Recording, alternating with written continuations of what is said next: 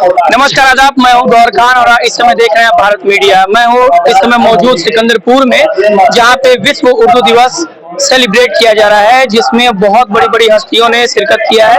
इसमें सबसे बड़ी हस्ती सैयद सिराजुद्दीन अजमली प्रोफेसर अलीगढ़ मुस्लिम यूनिवर्सिटी के मौजूद हैं और उर्दू दिवस के मौके पर, विश्व उर्दू दिवस के मौके पर इल्म से रिलेटेड बातें यहाँ पे हो रही हैं और आगे हम वीडियो में आपको दिखाएंगे कि किस तरीके की बातें हुई हैं, क्या उन्होंने कहा है, प्रोफेसर साहब ने क्या कहा है। ये सारी बातें यहाँ पे इस समय होगी और आगे भी हम बात करवाएंगे आपसे सैयद सिराजुद्दीन अजमली से, और जो भी यहाँ पे इस समय मौजूद है लोग, जिम्मेदार लोग मौजूद हैं, उनसे बात करवाएंगे और ले चलेंगे सीधे हम आपको सैयद सिराजुद्दीन अजमली। बहुत ही धूमधाम से मनाया गया और यहाँ पे हमारे साथ मेहमान मौजूद हैं जो यहाँ पे गेस्ट हैं, प्रोफेसर सैयद सिराजुद्दीन अजमली साहब अलीगढ़ मुस्लिम यूनिवर्सिटी के।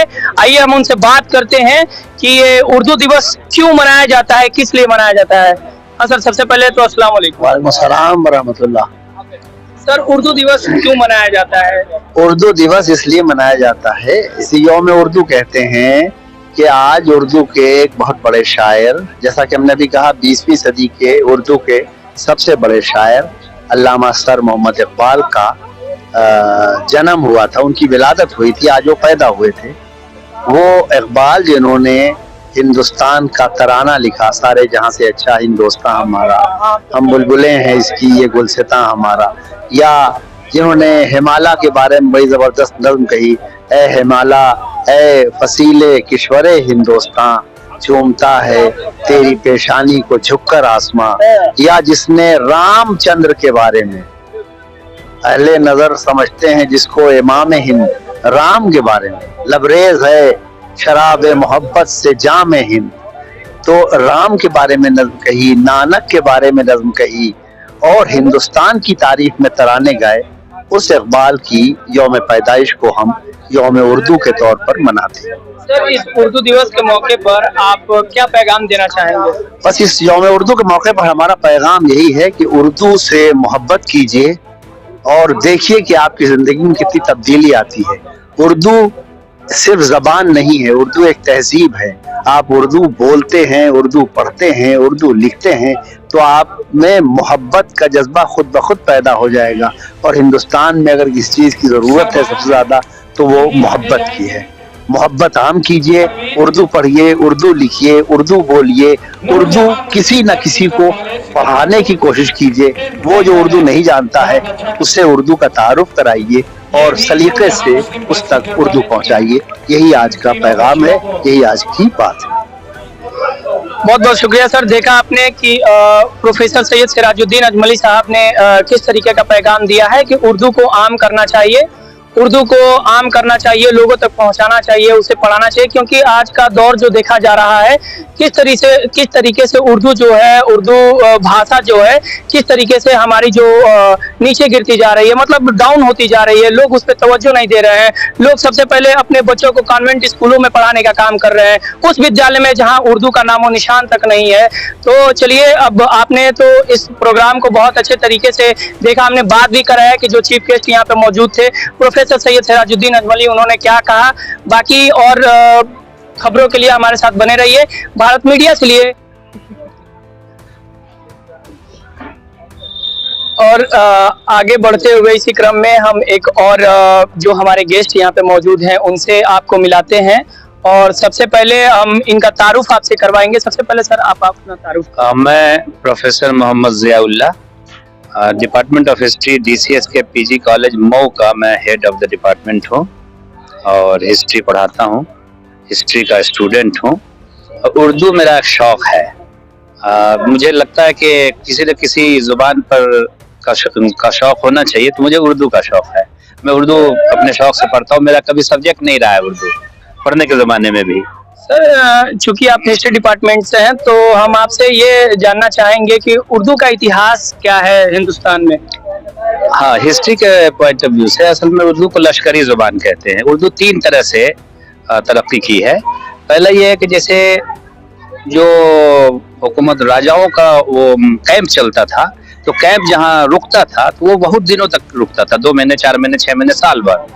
तो जो आसपास के लोग आके उनसे जिंदगी की जरूरत की चीजें बेचते थे, तो उसका नाम वो याद हो जाता था उनको। तो धीरे धीरे उन्होंने उनकी लैंग्वेज को कबूल किया, फिर बाजार की लैंग्वेज हुई, और उससे ज्यादा सराय में जो लोग आते थे, ठहरते थे, जो ताजिर आते थे तो सराय में ठहरते थे, तो उनका भी मकामी लोगों से इंटरेक्शन होता था और उन अल्फाज को वो जमा करते थे।